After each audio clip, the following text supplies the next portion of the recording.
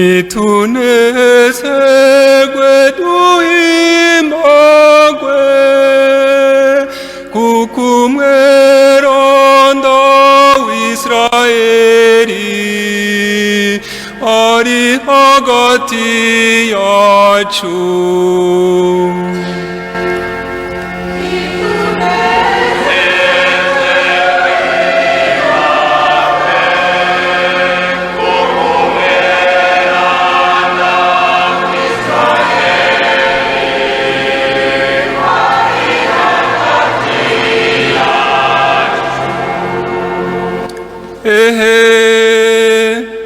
Imana niyo rukiza rwanje,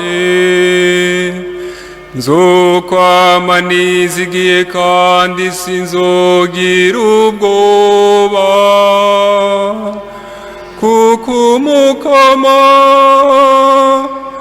umukama niwe bukomezi bwanje n'ururirimbo rwanje, niwe rukiza rwanje.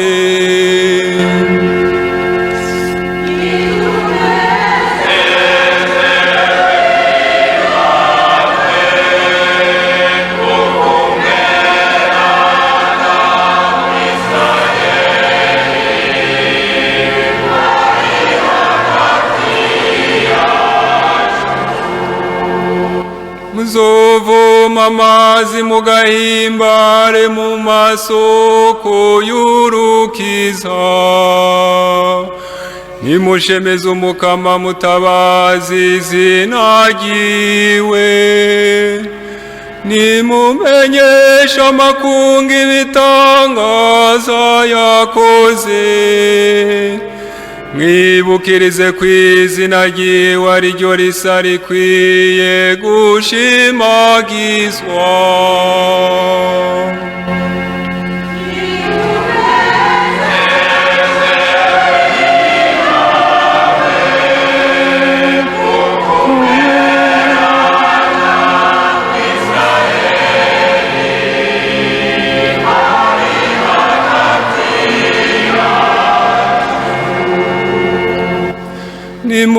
Nimucurarangira umukama, kuko akorana ubukuru bikaba bizwi ku isi yose. Niwishongora utera impundu we uba muri Siyoni, kuko umweranda w'Isirayeli abiwawe aragahambaye.